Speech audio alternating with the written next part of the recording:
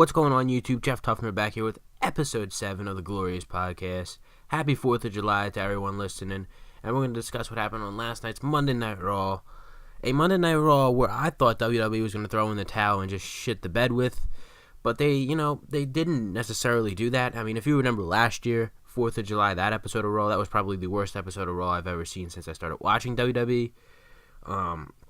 That Raw was just, it was so bad. So I thought maybe we might see something similar to that. Even though yesterday was the 3rd of July, today's the 4th. I still thought they might kind of just throw it away. I wasn't really interested in watching either this week. Like, I watched, but I'm normally more excited to watch, even though I know it'll probably be bad. But I didn't care to watch much this week. So I don't know. I mean, overall, I thought the show was not that good, to be honest. I don't know if that was just because I wasn't really in the mood to watch or what, but there were a few things I liked. Once again, it continues. Samoa Joe and Brock Lesnar, the build for that match. That's the only thing I've been consistently saying every week I've enjoyed about Monday Night Raw. For the last 3-4 weeks or whatever it's been, ever since they started the build to this match, every week I find myself saying one thing about at least I enjoyed the Joe Lesnar segment. Whatever they do. Last week they had the little brawl. They had the the Heyman segment a few weeks back. Everything they've been doing toward this feud has been great. This week, I was kind of disappointed when I heard they weren't going to do a face-to-face or something in the ring where they tear each other apart, right before the pay-per-view. But they didn't, they said they were going to do a little backstage thing, so I was like, all right, whatever, see how that goes. And it actually turned out to be pretty good, It was a good back and forth there. And then they had Joe go over to the other side of the arena, try to attack Lesnar, security breaking it all up. The build's been good for this match. They're really building it up, and I really hope it doesn't disappoint. And it comes Sunday, it's going to be like some 2-minute, 5-minute, whatever match. I really hope they give them a good amount of time because these two can put on a good match. The build's been amazing here. But you know how it is in WWE. It typically goes, you get great build for a match, and it, the match actually, shits the bed, and then, the matches with the awful build, they're spectacular. That's how it always goes in WWE, I feel. But like I said, that was another positive about Raw.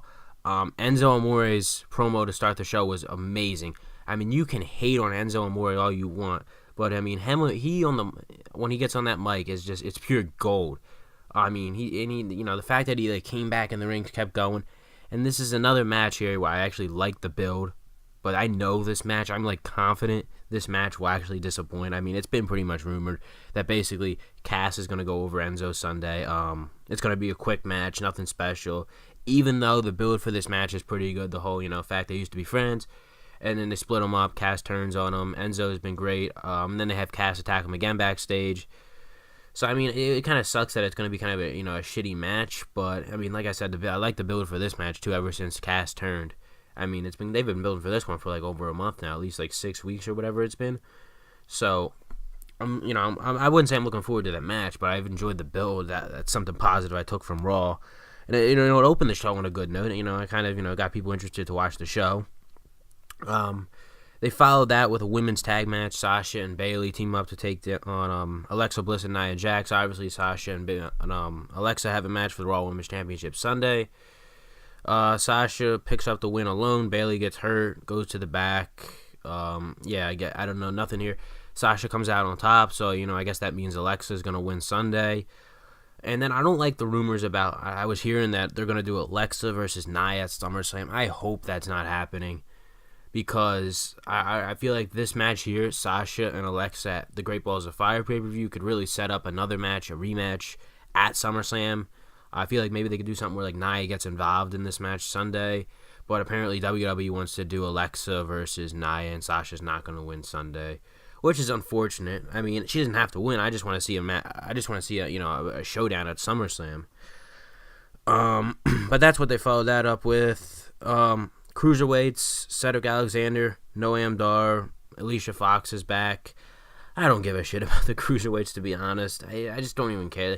They have storylines going on, I think, or whatever. I don't even pay attention to what they're doing, to be honest.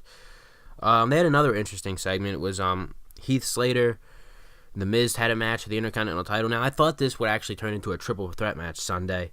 I was expecting that. I really thought they were going toward that, and it would have been kind of weird, though, just throwing Heath Slater into the mix, into a match with Dean Ambrose and The Miz for the IC title, making it a triple threat. But they decided to have Heath Slater versus The Miz on Raw, and then they would just have Dean Ambrose versus The Miz Sunday. is actually a solid part of the show. I'm not even gonna lie. I'm sitting here. I say the show was bad, but like, I feel like I'm pulling more like positives from the show than I normally do on a show that I actually say is somewhat decent, which doesn't make any sense at all. But like this was actually a solid match with Heath Slater. And what the hell was Heath Slater talking about when he said he hasn't won any titles since being in WWE? He won the tag team titles on SmackDown with Rhino last year, and then he won the tag team titles like 5 or 6 years ago with the Nexus. I mean, unless he was referring to individual titles, then yeah, I could understand that. But he didn't necessarily say individual titles. He just said titles. So I mean, they know he's a multiple-time tag team champion. But yeah, solid match. Miz picks up the win. Move on to the next here. We got R-Truth, Goldust. They're getting their little build. They've had those promos back and forth, and they had like somewhat of a match. Well, not a match last week. Goldust attacked them. This week, R-Truth attacks Goldust. They're going. I don't think it's been officially confirmed, but I'm pretty sure they're going to have a match Sunday. I could assume, all the hype for this match, and it'll probably be on the pre-show. I don't know. I think they didn't. I think they remember them saying actually the cruiserweight match might be on the pre-show, the Neville versus Tozawa, which makes no sense. If they're gonna put R-Truth and Goldust on the main card, and Neville versus Tozawa on the pre-show, that just makes no sense. But to be honest, the Great Balls of Fire card is actually pretty stacked card. There's a lot of like stuff. They're really building this up here to be a big pay-per-view. I guess with all the hype surrounding it, around the the name of it being the Great Balls of Fire. So they decided to make something out of it, make a pretty stacked card. But I'm pretty sure R-Truth and the Goldust thing will get moved to the pre-show. Not that I care. I'd rather I'm nothing against these guys, but I really have no interest in this feud, to be honest. I don't know where they're going with it. It's just stuff that they need another feud in Raw. Got to fill some time, so they threw this in there. What else we got here? Seth Rollins, Kurt Hawkins have a match. I was expecting Bray Wyatt to come out during this match because that's what they've been doing the last weeks. They would just interrupt each other during their match or whatever, during a promo. But they actually have a match with Kurt Hawkins, and Seth Rollins obviously picks up the win. Match was like 5 seconds long. Has Kurt Hawkins even won a damn match since coming to WWE, returning to WWE last year on SmackDown or whatever? I honestly don't think he's won a match. Maybe he did on SmackDown, but since coming over to Raw, back in the Superstar Shakeup, I honestly think they just use him as his legit role is a jobber. Like, he just jobs out to everyone. But they actually did have a Bray where they had a promo. He was in the desert or whatever, out there in Phoenix, 115 degrees or whatever it was out there in the desert. At this point, they should have left Bray in the desert because Bray's been going downhill ever since WrestleMania. Jesus. I mean, he loses the title. I mean, everything was going good for Bray. Everything was going good for Bray Wyatt heading into WrestleMania. I was expecting a good match between him and Randy Orton. Randy puts him over, but nah. WWE decides we're going to put Randy over, have him win the title. We're going to have Bray lose. We're going to have it be a pretty shitty match, almost the most pointless match on the card. So the winner of the Royal Rumble, the WWE Champion Bray Wyatt, have a match. It's supposed to be one of the most significant matches at WrestleMania, and the match turns out to be pretty much the worst match of the night. And I went back and watched WrestleMania, and I've skipped over one match, and it was that one. I can't, I had zero interest in what they were doing. Everything was bad. It was all booked wrong. The result was bad. And that was just the beginning of the downfall for Bray Wyatt. He gets moved to Raw. That follows that. And then the whole stuff with him and, the divorce and being with JoJo came up a few weeks back. Nothing's going good for Bray Wyatt at this point. So, I don't know. Like, I liked Bray, to be honest. A lot of people were hating on Bray, though. Like, before. I kind of liked him. And then now, it's hard to ever think of him the same, though, with everything that's going on. Especially with the whole divorce. I was like, damn. Like, I don't know if I could ever think of Bray Wyatt. You know what I mean? Like, I don't know. His career's, like, basically ruined at this point. But, Seth Rollins and Bray Wyatt are going to have a match Sunday as well. I don't care, to be honest with you, in the match. They're both even Seth Rollins is kind of lost at this point. I mean, Bray Wyatt's really in a hole, but Seth Rollins is kind of, he's in a feud with Bray Wyatt. He's not in the title picture. He's just, they haven't really done with anything. He had that feud with Samoa Joe. Ever since the Triple H thing at WrestleMania, he's kind of been lost too. So, a couple guys having a match that are kind of lost right now on Raw. What else happened? Cruiserweight match, another one. Neville, Mustafa Ali. This is actually a really good match, I thought, actually. Like, I say I don't have interest in the cruiserweights. I wasn't paying attention at first, but then this match kind of, it turned out to be a pretty decent match. Mustafa Ali is pretty talented. I feel like he should be getting a title shot soon. every time I see him wrestle, he's pretty athletic in the ring. He can do a lot of flipping around the ring and stuff off that top rope and everything. High flyer. Him and Neville could definitely put on a good match. Maybe we'll get that. I don't know. I mean, someone's going to have to eventually take, dethrone Neville from as the top guy in the cruiserweight division, as the king of the cruiserweights. I don't know. I don't think it's going to be Tozawa, but I feel like maybe SummerSlam will get Mustafa Ali versus Neville. Or they might do something crazy at SummerSlam where it's like a gauntlet match or something for the title where Neville just has to take on everyone. Something crazy like that. I could see them maybe putting like the entire cruiserweight division up against Neville. But yeah, they had a pretty good match. Finn Balor versus Cesaro. Another decent match. Finn Balor picks up the win. And then we're getting the tag match between the Hardys and Cesaro and Sheamus, and they announced it would be a 30-minute Iron Man match. So there's 30 minutes to the show off the book. Something's gonna be. I have a really bad feeling that just the fact hearing that this will be a 30-minute Iron Man match, that the Samoa Joe Brock Lesnar match will be pretty sure, because there's so much stuff happening on this show that it's like almost as stacked as a WrestleMania card with the amount of matches. I don't think the quality, but it's a lot of good matches, and then there's just a lot of matches in general. So I feel like just the fact that this will take up 30 minutes of the show alone doesn't look good for them Lesnar and Joe getting a decent amount of time. As for the match, I really have lost interest in the Cesaro Sheamus Hardys feud. I feel like they've been really dragging this along for a while now. At first it was like, okay, first feud, just cool to see the Hardys back and everything. And then they turned Cesaro and Sheamus heel, and it was just like, I just don't care anymore, to be honest. Like, can we do something different here?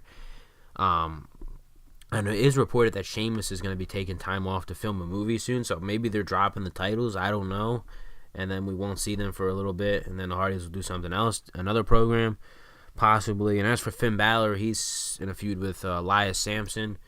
I don't remember. Did they announce a match last night for them at the Great Balls of Fire? If not, they're probably going to throw that on there, too. They're just throwing everything on there at this point.